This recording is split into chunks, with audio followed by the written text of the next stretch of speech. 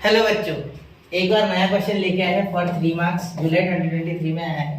ठीक है, क्वेश्चन देखिए। One of the lines given by x square plus 2hx plus by square equal to 0 bisects an angle between the coordinate axis, then show that a plus b का whole bracket square is equal to 4h square. ठीक है, अब यहाँ किसके लिए ना आपको ऐसा कुछ यूज करना होगा जिसके ज्यादातर बच्चे जिसे भूल जाते हैं उसे छोड़ देते। ठीक है, वो है नहीं, वो बहुत आसान है और सबसे अच्छा इक्वेशन है। वो रिलेशन देता है दो लाइंस के बीच का बहुत ही अच्छे से। ठीक है, लेकिन बच्चे उसी इक्वेशन को भूल जाते हैं, जनरली यूज ही नहीं करते। ठीक है, यूज उसका ऐसी जगह होता है ना जहाँ कुछ कोई और काम नहीं आता, वो बहुत क्वेश्चन को इजी कर देता है। ठीक है, आप शायद समझ लो मैं किसकी बात कर रहा हूँ। ठीक है, अब देखो यहाँ सॉल्व करूँगा तो आपको समझ जाएगा। और ये सवाल बिल्कुल दिमाग में लाना है कि क्यों मैंने वो इस्तेमाल किया। ठीक है, क्योंकि मैं आपको उसका रीजन बताऊंगा पहले।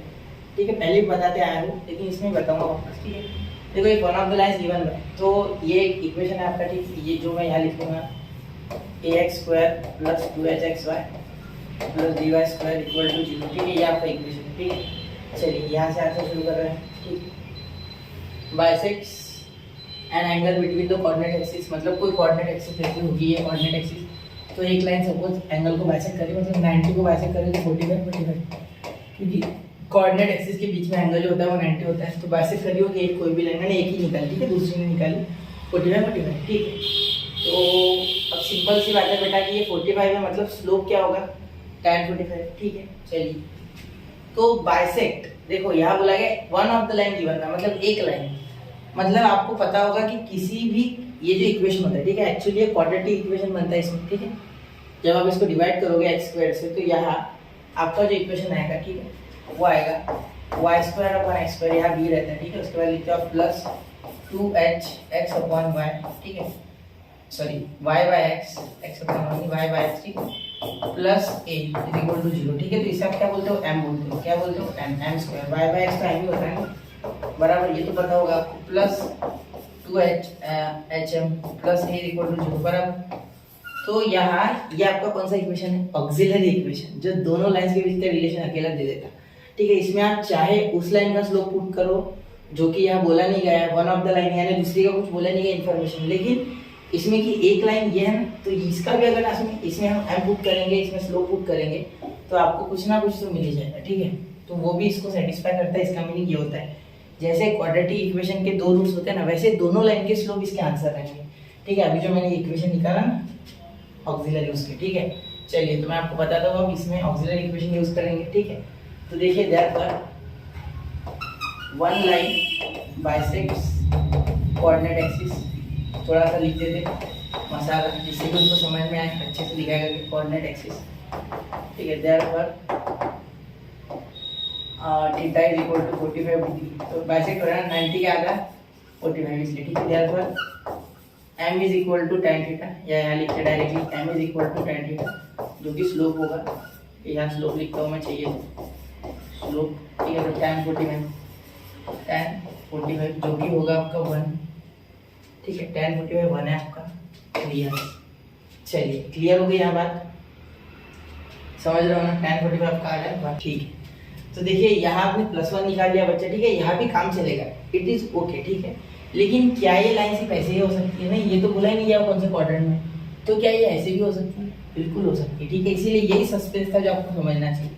ठीक है, तो यहाँ से अगर एंगल निकालोगे तो 135, तो tan 135 क्या आता है बच्चा? अगर आप ध्यान से देखो और लिख के m लिखोगे तो tan 135 आपका आता है बच्चा tan 90 प्लस 45। ठीक है, तो यहाँ आएगा -1, तो यह m is equal two plus और -1 दोनों आएगा। ठीक है, क्यों?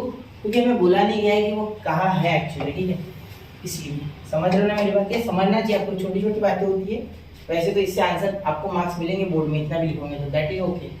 ठीक है, लेकिन कभी भी ज़्यादा सोचना और ज़्यादा दिमाग को दौड़ाना जिससे कि हमें बोर्ड में ना सोचना पड़े, पहले भी सोच लो ना। ठीक है, तो m +-1 कुछ भी हो सकता है। ठीक है, therefore we know that auxiliary equation लिखने जा रहा हूँ। ठीक है, bm square plus 2hm plus a equal to 0, ये क्या है बेटा? Auxiliary equation. क्या होता है ये? Auxiliary equation. ठीक है, ऑक्सिलरी इक्वेशन, ऑक्सिलरी। ठीक, चलिए तो b की वैल्यू क्या है बच्चा? b तो हमें रखना है वैसे सर।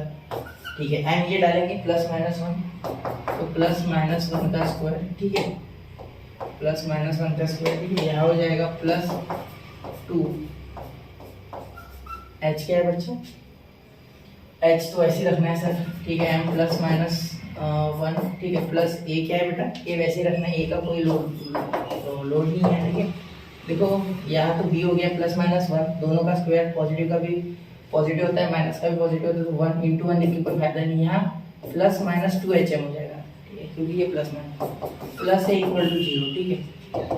अब इसे उधर लेके जाओ, ठीक है, तो यहाँ हो जाएगा a प्लस बी, जो कि यहाँ हमें चाहिए, ठीक है, और ये उधर चलेगा तो प्लस माइनस 2। जब साइन बदल भी तो किसी ऊपर का माइनस नीचे का प्लस करना पड़ेगा, उससे अच्छा वैसे रहने दो। अब स्क्वायरिंग करो, क्या करो, squaring on both side, on both, ठीक है। तो स्क्वायरिंग करोगे तो क्या होगा, ध्यान देना, a प्लस बी का होल ब्रैकेट स्क्वायर क्या हो जाएगा, 2 का स्क्वायर 4h का स्क्वायर h स्क्वायर, और ये दोनों का जब स्क्वायर होगा ना तो ये पॉजिटिव वाला तो पॉजिटिव होगा, नेगेटिव वाला भी पॉजिटिव होगा, इसीलिए 4h का स्क्वायर। तो ये आपका फाइनल आंसर, हैंस प्रूव्ड। देखो कितना आसान था ना क्वेश्चन, सिर्फ आपको ये एक बार याद रखनी इसमें, ठीक है। दूसरी बात है ऑक्सिलरी इक्वेशन आया कहाँ से, ठीक है।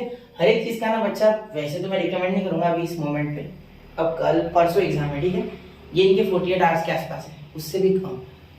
तो आप है ना यहाँ अभी फिलहाल तो फास्ट फॉरवर्ड रिवीजन करो, अगर आपको प्रूफ्स आते हैं तो अच्छी बात है, नहीं आते हैं ना तो छोड़ देना, सिर्फ ये रट लेना फॉर्मूला, और कोशिश करना लगाने की। और अभी ज़्यादातर बड़े बड़े लेक्चर्स देखना थोड़ा अवॉइड करो मेरे हिसाब से, ठीक है, बाकी आपकी इच्छा, क्योंकि बड़े लेक्चर्स में आप ग्रास्प करने में समय लगाओगे, और वो चैप्टर भी कर लोगे जो आपको लगता है कि अभी तक आपके नहीं हुए, तो जो हुए है ना वो करो, उस पर फोकस करो, ठीक है। वैसे भी क्वेश्चन जो पेपर होता है ना वो ज़्यादा मार्क्स का आता है ऑप्शन के साथ, ठीक है, तो लोड नहीं है, ठीक है। चलिए तो हो गया, ठीक है, तो मिलते हैं अगले लेक्चर में, पढ़ते रहे, आगे बढ़ते रहे। जय हिंद, जय भारत।